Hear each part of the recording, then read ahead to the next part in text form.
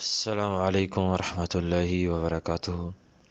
الحمد للہ رب العالمین والعاقبۃ للمتقین،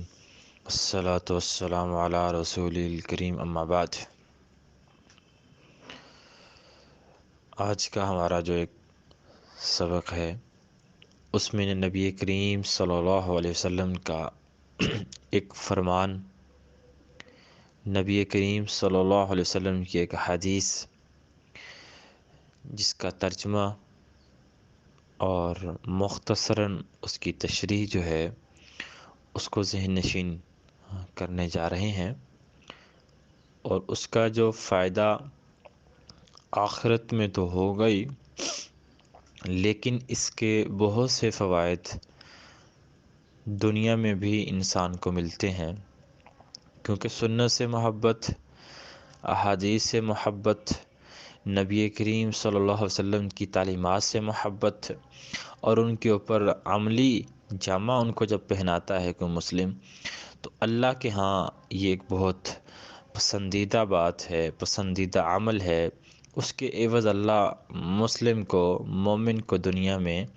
بہت سی نعمتوں سے، بہت سے انعامات سے نوازتا ہے، جس سے اور جہاں سے اس کو گمان تک نہیں ہوتا۔ تو ہمیں نبی کریم کی تعلیمات سے محبت کرنی چاہیے، احادیث سے پیار کرنا چاہیے۔ وہ پیار اور محبت اس طرح ہوگی کہ ہم ان کے اوپر عمل کریں گے۔ یہ نہیں ہے کہ ہم زبان سے جا بجا اور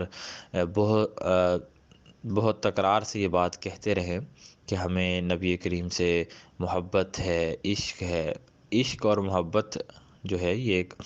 عملی چیز کا نام ہے۔ اگر ہم نبی کریم کی تعلیمات کو نہیں مانتے، ان کے اوپر ہم عمل نہیں کرتے، تو یہ ہماری جو دعوے ہیں یہ کھوکھلے ہوں گے۔ تو ان کھوکھلے دعووں کی پھر رب العزت کے ہاں کوئی مقام اور ان کا کوئی مرتبہ نہیں ہوگا۔ تو یہ جو سلسلہ شروع کیا ہوا ہے یہ بہت ہی عمدہ ایک سلسلہ ہے، اور جنہوں نے شروع کیا ان کے لیے بھی دعائیں کرنی چاہیے، اور جو اس کا حصہ ہے اور جو اس کے لیے محنت کر رہا ہے یا کر رہی ہیں ان کے لیے بھی ہمیں دعائیں کرنی چاہیے۔ اللہ ان کی محنتیں اپنی بارگاہ الہی میں قبول فرمائے۔ نبی کریم کا یہ فرمان جو آپ کے سامنے ہے، یہ روایت کو بیان کرنے والے جو صحابی ہیں وہ حضرت ابو ہریرہ رضی اللہ تعالیٰ عنہ ہیں، جو اللہ کے نبی کے بڑے عظیم، بڑے پیارے، بڑے لاڈلے صحابی ہیں، اور نبی کریم سے سب سے زیادہ جو روایات بیان کرنے والے صحابی ہیں وہ ابو ہریرہ رضی اللہ تعالیٰ عنہ ہی ہیں۔ یہ روایت صحیح مسلم میں ہے، یہی روایت صحیح البخاری میں بھی ہے، اور یہ روایت ابو داؤد، ترمذی، مسند احمد اور دیگر کتب حدیث میں موجود ہے، لیکن کچھ الفاظ مختلف کے ساتھ۔ اب اس میں سب سے پہلے جو ابو ہریرہ بیان کرتے ہیں کہ التصعب من الشیطان، کہ جو جمائی ہے وہ شیطان کی طرف سے ہے۔ اب یہ حدیث کا ایک ٹکڑا ہے، اس سے آگے نبی کریم صلی اللہ علیہ وسلم نے فرمایا کہ یہ شیطان کی طرف سے جب یہ کسی مومن کو، کسی مسلم کو آئے تو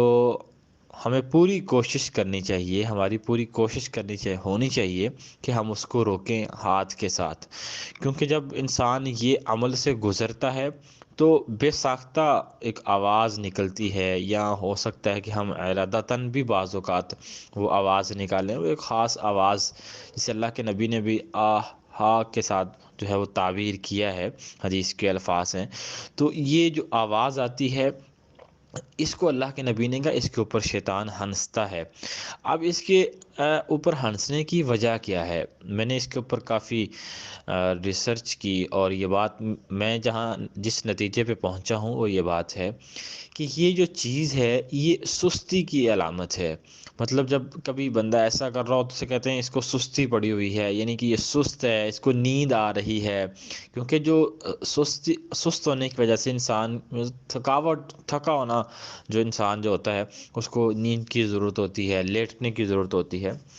تو یہ سستی کی علامت ہے۔ مطلب اس طرح کی آواز نکالنا، اس کو روکنا نہیں اور بڑے طریقے سے اس کو یہ لینا، تو اب شیطان کیا کرتا ہے؟ شیطان ہمیشہ یہ چاہتا ہے کہ مومن سست روی کا شکار ہوں، یہ اعمال میں سست ہوں، نماز سستی سے پڑھیں، عبادات سستی سے کریں، جتنی بھی حسنات اور جتنے بھی نیکی کے کام ہیں یہ دل جمی سے نہ کریں، خضوع خشوع سے نہ کریں، ان کے اندر سستی پڑی رہے۔ تو یہ چیزیں جو ہیں یہ شیطان کی سوچ یہ ہے، اور اسی کے اوپر جب مومن جب کوئی کام کرتا ہے اس طرح، تو اس کو شیطان اس کے اوپر ہنستا ہے، کیونکہ شیطان کا منصوبہ کامیاب ہونے جا رہا ہوتا ہے۔ تو ہمیں جہاں اللہ نے عبادات کا کہا، جہاں اللہ نے ہمیں روزے، حج، نماز اور زکوٰۃ کا کہا، جہاں اللہ نے ہمیں صوم و صلات کا کہا، وہاں اللہ کے نبی کے ذریعے ہمیں ہماری فزیک جو ہے، یعنی کہ فزیکلی ہمیں فٹ رکھنے کے لیے، ہماری ہیلتھ کے لیے، ہماری صحت کے لیے جو ایک فرمودات ہم تک پہنچائے، صحابہ کے ذریعے ہم تک پہنچے اور اللہ کے نبی کے وہ فرامین، تو ہمیں ان کے اوپر بھی توجہ کرنا ہوگی۔ آج ہم کہتے ہیں لوگ بیمار ہیں، آج کوئی جس کو صحت کا مسئلہ ہے، کسی کو کوئی ذہنی دباؤ کا شکار ہے، کوئی مطلب مختلف چیزیں ہیں جو ہماری صحت سے تعلق رکھتی ہیں، تو اس کی بہت سی وجوہات میں سے ایک وجہ یہ بھی ہے کہ ہم نبی کریم کی تعلیمات کو جو ہے وہ پس پس ڈال چکے ہیں۔ تو ہم نے کرنا کیا ہے؟ ہم نے کرنا یہ ہے کہ اللہ کے نبی نے جو تعلیمات ہمیں بتائی ہیں ان کو ہم نے ان کے اوپر عمل کرنا ہے۔ اب یہ حدیث ہے، اس میں واضح الفاظ ہیں کہ التصعب من الشیطان، یہ ایک شیطان کی طرف سے ہوتی ہے۔ اب اس کا مطلب یہ نہیں ہے کہ یہ شیطان کہے، حکم کرے گا تو انسان کو یہ عمل سے گزرے گا، نہیں، مطلب یہ نسبت مجازی ہے کہ یہ ایک ایسا کرنا، اس سے پھر آواز کا نکلنا، یہ کہ شیطانی اس کے اوپر شیطان خوش ہوتا ہے، تو گویا کہ وہ شیطان کا عمل ہوا، شیطان چاہتا ہی یہ ہے، ٹھیک ہے۔ تو اسی طرح اب ہم نے کیا کرنا ہے؟ ہم نے اس کو روکنا ہے، اپنے ہاتھ سے روکنا ہے۔ اب بعض اس میں بھی اختلاف ہے، اب روکنا دائیں ہاتھ سے ہے کہ بائیں ہاتھ سے ہے، تو اس میں صحیح بات تو یہی معلوم ہوتی ہے کہ ہمیں اسے دائیں ہاتھ سے آگے ہاتھ رکھنا چاہیے، اور یہ بڑے پڑھے لکھے اور باادب لوگوں کی بھی علامت ہے۔ اس کے اوپر پورا ایک واقعہ مجھے یاد آ رہا ہے، لیکن طوالت کی وجہ سے میں اس واقعے کو نہیں ذکر کر رہا، لیکن کہنا مختصراً یہ چاہ رہا ہوں کہ یہ باادب لوگوں کی نشانی ہے، یہ با اخلاق لوگوں کی نشانی ہے، اور یہ پڑھے لکھے لوگوں کی، اہل علم کا یہ شیوا ہے کہ جب بھی وہ کسی مجلس میں بیٹھے ہوں، کسی کلاس میں ہوں، نماز میں ہوں، غیر نماز کی حالت میں ہوں، سفر میں ہوں، مقیم ہو، گھر میں ہو، باہر ہوں، جہاں کہیں بھی ہوں، جب ان کو یہ امر واقع ہو تو وہ اس کو کیا کریں؟ اللہ کے نبی کے فرمان کے مطابق اس کو روکنے کی کوشش کریں۔ اب روک تو نہیں سکتے، مطلب روکنے کا یہ ہے کہ بعض کا جب ہم ہاتھ نہیں رکھتے تو وہ یہ عمل ایک دو منٹس، مطلب 1 منٹ کا ہو جاتا ہے، یا مطلب کچھ سیکنڈز بڑھ جاتے ہیں، جیسے ہی ہم ہاتھ رکھتے ہیں تو یہ عمل رک جاتا ہے۔ اس کی وجہ یہ ہے کہ کیونکہ جب نہ روکیں گے تو یہ سست روی کا ایک جو ہم نے شائبہ پایا جاتا ہے، یہ نہیں پایا جائے گا۔ تو اس امر سے اگر یہ آوازیں نکال لیں گے اور اس طرح ہم کریں گے تو شیطان خوش ہوگا۔ تو ہم نے شیطان کو خوش نہیں کرنا، ہم نے نبی کی حدیث پہ عمل کر کے نبی کی ذات اور اللہ کو خوش کرنا ہے۔ مومن کی خوشی یہ ہونی چاہیے۔ تو اللہ ہمیں صحیح معنوں میں عمل کی توفیق عطا فرمائے۔